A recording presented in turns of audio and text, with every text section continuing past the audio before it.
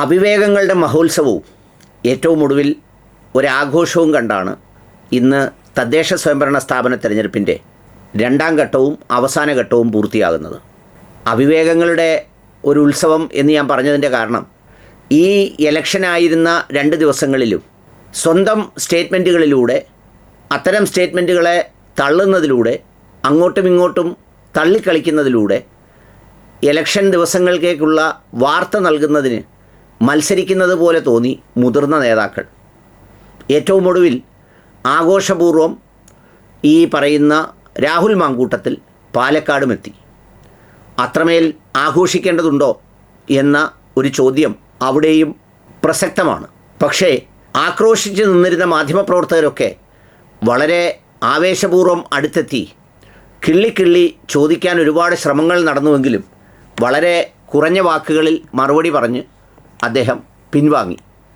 ഏതായാലും കഴിഞ്ഞ ഒരു 10-15 ദിവസക്കാലത്തോളം വിഭവസമൃദ്ധമായ സാന്നിധ്യമായും നല്ല ഒരു വരുമാനമായും രാഹുൽ മാങ്കൂട്ടത്തിൽ മാറിയെന്നുള്ളതും ഇവർക്കെല്ലാം അങ്ങോട്ടും ഇങ്ങോട്ടും ചാമ്പ്യന്മാരാകാൻ വേണ്ടി ഒരു പാർട്ടി പാവം സഹിക്കേണ്ടി വന്നു എന്നുള്ളതും ഒരു പ്രധാനപ്പെട്ട കാര്യം.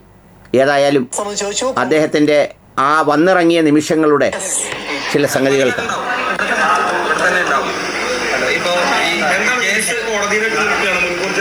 എനിക്ക് പറയാനുള്ള മറുപടി ഞാൻ പറഞ്ഞു കഴിഞ്ഞു. എനിക്ക് പറയാനുള്ളതും എനിക്കെതിരെ പറയാനുള്ളതും ഏറ്റവും ബഹുമാനപ്പെട്ട നീതിന്യായ കോടതിയുടെ മുൻപാകെയുണ്ട്. ഇനി കോടതി തീരുമാനിക്കട്ടെ. സത്യം ജയിക്കുമെന്നുള്ള ഉത്തമമായ ആത്മവിശ്വാസമുണ്ട്. ഇതിനപ്പുറം ഒരു വാക്ക് എനിക്കിപ്പോൾ പറയാനില്ല. കോടതിയിൽ ഇരിക്കുന്നതുകൊണ്ട് വേറെ ഒന്നും പറയാനില്ല എന്നാണ്. ഈ രണ്ടാമത്തെ പരാതിയുമായി ബന്ധപ്പെട്ട് രാഹുലിന് ഒന്നും പ്രതികരിച്ചിട്ടില്ല എന്ന് മാത്രമല്ല, സ്വാഭാവികമായിട്ട് അതിന്റെ ചോദ്യങ്ങൾ ഒഴിഞ്ഞു മാറുകയാണോ? ഈ പാർട്ടിയിൽ നിന്ന് നടപടി എങ്ങനെയാണ്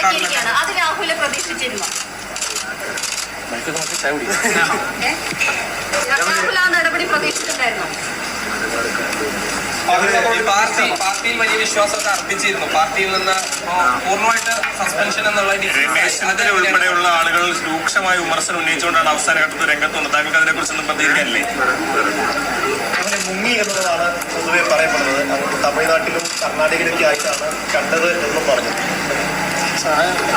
രാവിലെ ഒളിവിലായിരുന്നു വെച്ചിട്ട് കിട്ടിയിരുന്നില്ല, ബന്ധപ്പെടാൻ കഴിഞ്ഞിരുന്നില്ല പാലക്കാട് എം.എൽ.എ.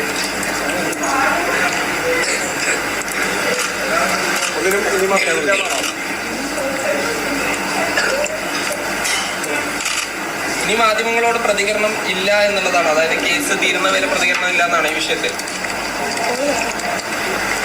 പാലക്കാട് തുടരോ? എന്താ നീക്കം? ഇതൊക്കെയായിരുന്നു അവിടെ ഉയർന്ന ചോദ്യങ്ങൾ. അതിൽ തന്നെ ഈ പറഞ്ഞ ചായ കുടിക്കാൻ കഴിയാത്തവണ്ണം വായിലേക്ക് മൈക്ക് നീട്ടി നിൽക്കുന്നത് ഏത് പ്രതികരണവും ഈ ഒരാവേശമായും കഴിഞ്ഞ കുറേ ദിവസങ്ങളിൽ തുടരുന്ന ഒരാഘോഷത്തിൻ്റെ തുടർച്ചയായി ഒക്കെ എടുക്കാൻ വേണ്ടിയാണ് അവർ തയ്യാറായി വന്നത്. അക്കൂട്ടത്തിൽ ഇന്നലകളിൽ ചോദിച്ച ചോദ്യത്തെ മാറ്റിയും ചിലരൊക്കെ ചോദിച്ചു. ഒന്ന്, ഒരു ഈ പറയുന്ന പരാതി കിട്ടിയപ്പോൾ തന്നെ മറ്റൊന്നും ആലോചിക്കാതെ പാർട്ടിയുടെ പ്രാഥമിക അംഗത്തിൽ നിന്ന് പുറത്താക്കിയത് ഒരു അനീതിയല്ലേ എന്ന ചോദ്യം. പിന്നെ രമേശ് ചെന്നിത്തല അടക്കമുള്ളവർ അതിരൂക്ഷമായി വിമർശിച്ചു എന്ന് പറയുന്ന സംഗതി അടക്കം നിരവധിയായ ചോദ്യങ്ങളാണ് ഇതിൽ ഉന്നയിച്ചത്. ഇതിപ്പോൾ ആഘോഷപൂർവ്വം അദ്ദേഹത്തിൻ്റെ വരവ് ആഘോഷിക്കാനും അല്ലെങ്കിൽ അയാളെ അത്രമേൽ ആദരിക്കാനും ഒന്നുമുള്ള ഗ്രൗണ്ട് ഈ സംഗതിയിലില്ല എന്നതാണ് സത്യം. ഇവിടെ വികാരങ്ങളും ബാക്കിയുള്ള ആവേശവുമൊക്കെ മാറ്റിവെച്ചാൽ അവസരം നൽകിയ, ചെറുപ്പത്തിൽ തന്നെ എല്ലാം നൽകിയ ഒരു പാർട്ടിയെ കഴിഞ്ഞ 10-20 ദിവസം, അതായത് ഒരു തദ്ദേശ സ്വയംഭരണ തെരഞ്ഞെടുപ്പിൽ ആയിരക്കണക്കിന് ഇതിൻ്റെ പ്രവർത്തകർ മത്സരിക്കുന്ന വേളയിൽ മറ്റൊന്നും ചോദിക്കാനാവാതെ ഇദ്ദേഹവുമായി ബന്ധപ്പെട്ട ചോദ്യങ്ങൾ മാത്രം ചോദിച്ച് മാസ്ക് ചെയ്യേണ്ടി വന്നതിൻ്റെ ഉത്തരവാദിത്വത്തിൽ നിന്ന് രാഹുൽ മാങ്കൂട്ടത്തിന് ഒഴിഞ്ഞു മാറാനും കഴിയില്ല. അവിടെ ഒരുപക്ഷെ അദ്ദേഹം ഈ പറയുന്ന പഠിക്കേണ്ട ഒരു പ്രധാനപ്പെട്ട പാഠം മുകേഷിൽ നിന്നാണ്. അതായത് ഇത്തരം കാര്യങ്ങൾ ഉണ്ടാകുമ്പോൾ ഈ ഹൈ പ്രൊഫൈൽ ഹൈ വോൾട്ട് എന്നൊക്കെ പറയുന്നത് ആർക്കുള്ള മറുപടിയാണ് എന്നെനിക്കൊട്ടും മനസ്സിലായിട്ടില്ല.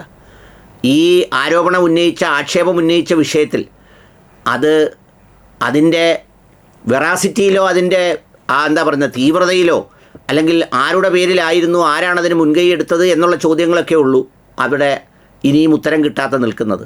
ബാക്കി നടന്നതും സംഭവിച്ചതും ചെയ്തതുമെല്ലാം താങ്കളും സമ്മതിച്ചിട്ടുണ്ട്. അതൊക്കെ ഒരു പൊതുപ്രവർത്തകന് ചേർന്നതാണോ എന്ന് പറയുന്ന ഒരു ആത്മവിചാരം നടത്തുമ്പോൾ അത് നൽകേണ്ടത് അഭിമാനമല്ല എന്നുള്ള കാര്യത്തിൽ യാതൊരു തർക്കവുമില്ല. പാഠം പഠിക്കലാണ് അതിൽ നിന്ന് വേണ്ടത്. ഏതായാലും അത്തരമൊരു സംഗതി ഒരു വശത്ത് നിൽക്കുന്നു. നിങ്ങൾ ഓർക്കുന്നുണ്ടാവും, ഈ മുകേഷ് ഇത്തരമൊരു ആരോപണം ഉണ്ടായി വന്നതിന് ശേഷം പുള്ളി പാർലമെൻറ്റ് തിരഞ്ഞെടുപ്പിലൊക്കെ മത്സരിക്കാൻ തന്നെ സാഹചര്യം ഉണ്ടായത് അങ്ങനെയാണ്. ആ സംഭവത്തിന് ശേഷം പുള്ളി ഒരു പതിഞ്ഞ മനുഷ്യനാണ്. പുള്ളി ഒന്നിനും അത്തരം കാര്യങ്ങൾ മറുപടി പറയാറില്ല. ഈ വിഷയവുമായി ബന്ധപ്പെട്ട് ചോദിക്കാൻ ചെന്നപ്പോഴും മാധ്യമപ്രവർത്തകരോടും വോട്ടുവണ്ടിയോടുമെല്ലാം അയാൾ പറഞ്ഞ മറുപടി, ഞാൻ എന്ത് പറഞ്ഞാലും അത് വിവാദമാവും. അത്തരമൊരു വിവാദത്തിലേക്ക് ഞാൻ തൽക്കാലം ഉദ്ദേശിക്കുന്നില്ല. ഇനി ഈ ഏപ്രിൽ മെയ്യോടുകൂടി അദ്ദേഹത്തിൻ്റെ ഊഴം കഴിഞ്ഞു പോകുമ്പോഴേക്കും ഈ വിഷയങ്ങളെല്ലാം പൊതുസമക്ഷത്തിൽ നിന്ന് തേഞ്ഞു മാഞ്ഞു പോയിരിക്കും. അതൊന്നും ഒരു കീഴടങ്ങലല്ല, അതൊക്കെ ഒരു ഔചിത്യവും വിവേകവുമാണ് എന്നതാണ് ഒരു വശം. രണ്ടാമത്തെ വശം, ആ LDFിലുണ്ടായ സംഗതികൾ കൈകാര്യം ചെയ്ത ഒരു പാർട്ടി നേതൃത്വത്തിൻ്റെ ഔചിത്യവും വിവേകവുമാണ്. എന്താണ് ഇപ്പുറത്തെ വശത്ത് നടക്കുന്നത്? ഈ സംഭവങ്ങൾ തുടങ്ങിയ നാൾ മുതൽ രമേശ് ചെന്നിത്തല ആഞ്ഞടിക്കുന്നു. ഉടൻ തന്നെ അതിൻ്റെ പുറത്തിട്ട് രാജ്മോഹൻ ഉണ്ണിത്താൻ വീശിയടിക്കുന്നു. പിന്നെ കെ മുരളീധരനാകട്ടെ രാവിലെ ഉച്ചയ്ക്കും വൈകിട്ടും നമ്മൾ സാധാരണ ഹോമിയോ ഗുളിക കഴിക്കുന്നത് പോലെ ആഞ്ഞാഞ്ഞടിക്കുന്നു. ഇലക്ഷൻ ദിവസത്തിൻ്റെ അന്ന് രാവിലെ Adoor Prakash, UDF convener Adoor Prakash sir അടിക്കുന്നു. ഉടനെ ബാക്കിയുള്ള 5-6 പേർ ചേർന്ന് അദ്ദേഹത്തെ തള്ളുന്നു. ഇനി അതെല്ലാം കഴിഞ്ഞ് രണ്ടാം ഘട്ട ഇലക്ഷൻ്റെ അന്ന് രാവിലെ സണ്ണി സാറ് ആ ആ അപേക്ഷയുടെ അല്ലെങ്കിൽ പരാതിയുടെ ഗൂഢാലോചനയുടെ ഒരു തലം സംസാരിക്കുന്നു. എന്നാൽ അത് സംസാരിക്കുമ്പോൾ അന്നത്തെ ദിവസം അതിന് മറുപടി വേണ്ട എന്ന് വെക്കുന്നതിന് പകരം അന്ന് തന്നെ പത്രസമ്മേളനത്തിൽ അതിൻ്റെ മറുപടി എന്നോണം പ്രതിപക്ഷ നേതാവ് അതിനെ തള്ളുന്നു. അപ്പോഴേക്കും ഷാനിമോൾ ഉസ്മാനിത്ത വീണ്ടും നിൽക്കുന്ന സ്ഥലത്ത് നിന്ന് വീണ്ടും തള്ളുന്നു. ആരൊക്കെയാണ് ഈ തള്ളുന്നത്? ആർക്കൊക്കെയാണ് ഇതിൽ തള്ളാൻ കഴിയുന്നത്? എത്ര പേർക്കാണ്? എന്തായാലും എല്ലാവരും കൂടി ഈ പറയുന്ന ദിവസങ്ങളുടെ ഇടപെടലുകൾ ഒരു അവിവേകത്തിൻ്റെയും അനൗചിത്യത്തിൻ്റെയും ഘോഷയാത്രയാക്കി എന്നതാണ് ദൂരെ നിന്ന് നോക്കുമ്പോൾ മനസ്സിലാവുന്നത്. നിങ്ങൾക്കൊക്കെ മേൽവിലാസം തന്ന, നിങ്ങളെയൊക്കെ പലതവണയായി ജയിപ്പിച്ചു വിടുന്ന ഏറ്റവും താഴെത്തട്ടിലുള്ള പാവപ്പെട്ടവന്മാർ ഇലക്ഷന് മത്സരിക്കുമ്പോഴാണ് സ്വന്തം വികാരങ്ങൾ അടക്കാനാവാതെ തള്ളിക്കളിക്കുന്നത്. ഒരു പാവം പാർട്ടി എല്ലാത്തിനും സാക്ഷിയാണ്. പിന്നൊപ്പം പാർലമെൻറ്റിലും പുറത്തും മരിക്കാനും ജയിലിൽ കിടക്കാനും തയ്യാറായി നിന്ന് അലറി വിളിക്കുന്ന ഒരു രാഹുൽ ഗാന്ധി.